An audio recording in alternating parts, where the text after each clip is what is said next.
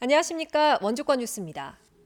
자유한국당 소속 원주시 의원들이 원창묵 원주시장에게 SRF 열병합 발전소 포기 약속을 이행하라고 촉구했습니다. 한국당 시의원들은 오늘 기자회견을 열어 원 시장이 시민들의 반대에도 불구하고 독단적으로 사업을 추진하고도 사업 실패로 인한 매몰 비용의 책임을 원주시 의회에 전가하고 있다고 비판했습니다. 또 시장이 의회에서 발전소에 폐플라스틱과 폐목재를 사용하지 않겠다고 발언한 만큼 최근 발전소 사업자가 신청한 고형 연료 사용 허가도 불허해야 한다고 주장했습니다. 보이스피싱 피해 10건 가운데 8건은 대출 사기형 보이스피싱으로 나타났습니다. 김영호 국회의원이 받은 경찰청 자료를 보면 최근 1년 동안 전국에서 발생한 보이스피싱 피해 4만 9천여 건 가운데 대출 사기형은 3만 8천여 건으로 78%를 차지했습니다. 영세업자와 노인, 주부 등 취약층에 연락해서 싼 이자 대출을 미끼로 기존 대출 상환금을 낚아채는 수법입니다.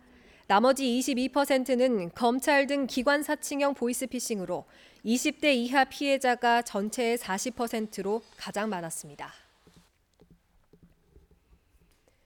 오늘 오후 2시 20분쯤 원주시 흥원면 매지리 국도 19호선에서 3중 추돌 사고가 발생해 3명이 다쳤습니다. 이 사고로 화물차 운전자 67살 안모 씨가 중상을 입는 등 3명이 다쳐 인근 병원으로 이송됐습니다. 경찰은 정확한 사고 원인을 조사하고 있습니다. 17일부터 이틀간 열린 강원 의료기기 전시회에서 해외 바이어와의 수출 계약 금액이 처음으로 200억 원을 돌파했습니다. 의료기기 테크노밸리는 130개사 해외 바이어와 82개의 국내 의료기기 제조기업이 수출 상담을 진행한 결과 잠정 수출 계약금 502억여 원이 집계됐고 이 중 201억여 원이 수출 계약이 체결됐다고 밝혔습니다. 의료기기 테크노밸리에 따르면 수출 이외에도 157건, 총 11억 6,500만 원의 내수 계약이 체결됐고 이틀간 2,068명의 방문객이 전시회를 방문했습니다. 영월군이 국가보훈 대상자와 참전 유공자의 보훈 수당을 매달 5만 원씩 늘리기로 했습니다.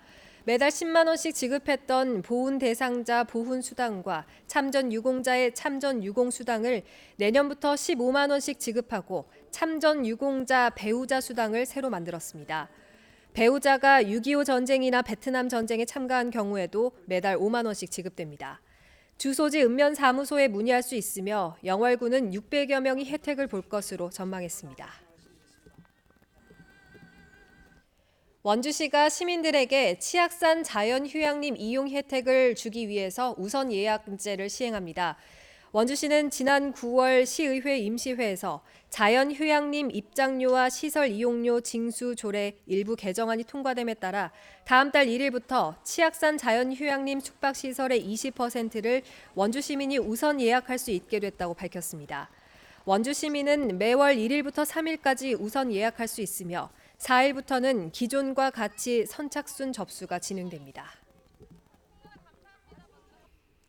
평창군이 다음 달부터 대화면 상안미리 행화동천 소하천 정비 사업에 돌입합니다. 모두 28억여 원이 소요되는 이번 사업에는 행정안전부 국비 50%를 지원받아 추진되며 올해 6억 원을 시작으로 연차적으로 예산을 투입해 재해 예방과 친수 공간 조성 공사 등이 진행됩니다. 실시 설계와 관련 인허가를 마쳤고 이달 중 토지 보상을 마무리한 뒤 다음 달부터 본격적인 공사에 들어간다는 계획입니다. 도내 노인 일자리 증가율이 전국에서 가장 낮아 노인 삶의 질 향상을 위한 대책이 시급한 것으로 나타났습니다.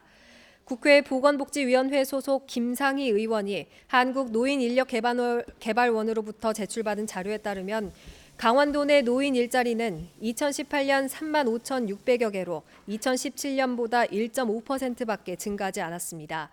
반면 서울과 경기 등 수도권 지역은 증가율이 각각 24%, 10%에 달해 일자리 복지 격차가 심한 것으로 분석됐습니다. 한편 도내 고령 인구 비율은 올 9월까지 19.44%로 꾸준히 증가하고 있습니다. 뉴스를 마칩니다. 고맙습니다.